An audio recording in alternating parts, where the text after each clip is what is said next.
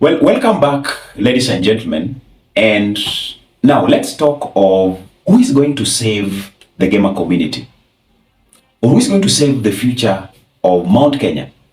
I have three people that I'm really focusing on, and I want to tell you why they are going to save Mount Kenya in the next few minutes, and we'll be done.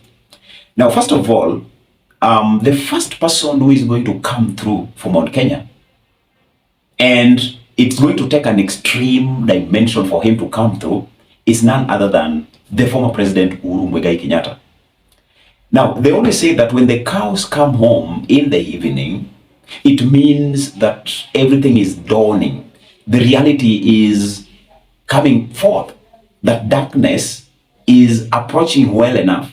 And so we need a light for us to see what is in the darkness.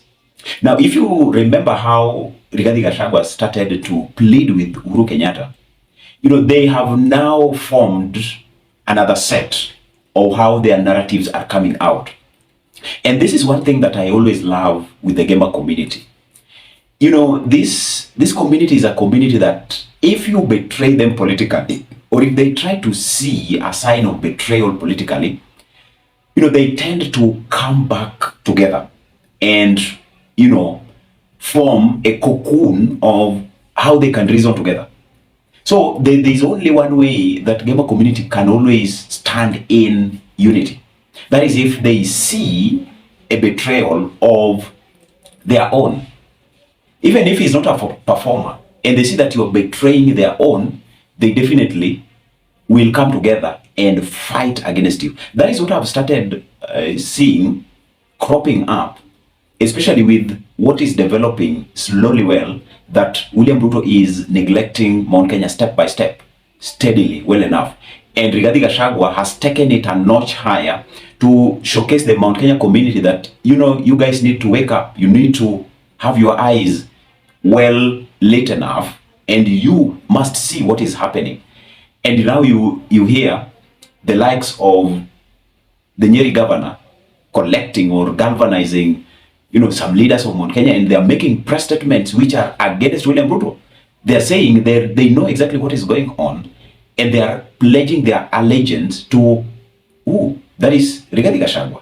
So you also talk of how other Mount Kenya leaders are trying to see things happening. They have started to see the reality.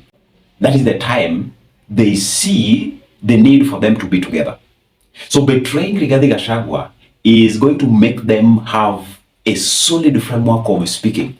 Now, this solid framework of speaking will make them to realize their mistakes, will make them to realize where they have been played. And after realizing where they've been played, they will definitely go back to resonating with what Uhuru Kenyatta told them. In fact, if you look at the framework that Uhuru Kenyatta was speaking, especially against electing William Ruto, he was focusing on the Mount Kenya region. He was trying to show the Mount Kenya community that, please, I know what is best for you. I know what our community needs. And so don't bring this man, because you will be the target, you will be the focus, and you will be undermined. You will not see what you have been enjoying all over the years.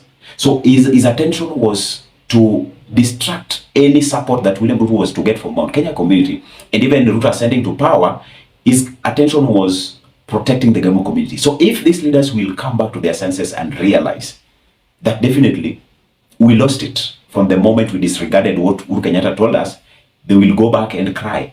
They will repent. They will ask for forgiveness.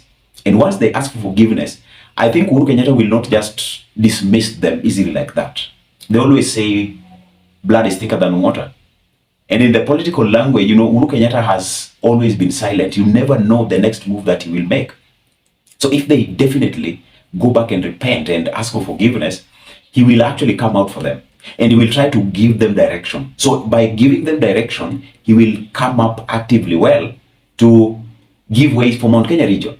So if somebody will be looking for a kingpin, Uhuru will not come out as the kingpin of Mount Kenya region, but he will be like what they always say, ex officio, somebody for the company, they give advice, but their advice are being relied upon fully well enough. And now that comes to who will then be the Mount Kenya kingpin, and that is also somebody who will try to save the gamer community. So you look at how these young people are coming up. Talk of Maina Jenga. You will not be leaving Maina Jenga out of the question that will strive to revive the political standing of Mount Kenya and bring in the unity. The other day, just recently, we saw how he managed to pull a crowd, and it was such a big one. It was such a massive one. You know, things are shifting. Things are taking another totally different turn. So you bring Maina Jenga's factor or force in this case, then you talk of somebody who can come up and save Mount Kenya. But you know, Maina Jenga's alienation or Maina Jenga's ideology has always been in tandem with what Raila Odinga believes in.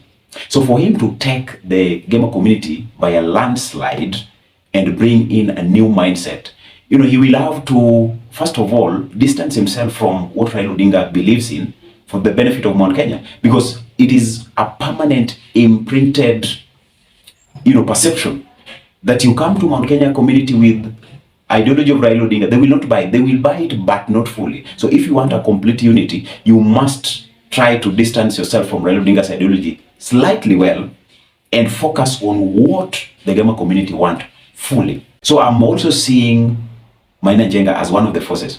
Then the last one, you know, they always say, better the devil you know than the angel you don't know. You speak of Rigathi Gachagua himself. This man can metamorphosize, and he can actually come out to start reasoning with the GEMA community. You know, they always say politics is always tribal, and the way people always reason when they go back to their homes in the night, in the evening actually, they will start to reason emotionally, and these emotions are attached to their tribal alienation. So Rigathi Gachagua knows how to go deeper into being tribal. He knows how to go deeper into sending emotions into the people. It is only that he hasn't had good grasp of playing politics with how he can be tribal, so that when he goes to people, goes back home, everybody will buy everything he says. The convicting power, you know, the power of conviction, he hasn't had it strongly well that can make him try to make his tribe follow everything that he says. So if there is something that is going to shift, and to the extent that he is betrayed by William Ruto, and we see it finally that he is completely betrayed, then I see he can metamorphosize. And when he metamorphosizes, he will take another trajectory. And this trajectory will actually shape how he will be reasoning politically, what he will be saying. Everything totally will change from him. So that will be to an extreme. In fact, that we are not giving priority. But the people we are giving priority right now, Uhuru Kenyatta, talk of Maina Jenga. And when we see all that happening, it might happen after 2027. Because 2027, we might not have William Ruto betray Rigathi Gachagua. It is something that we cannot actually lay our hands on right now, like I always love to say. But there is something coming. There is something very much solid that we'll see. May you have a great time.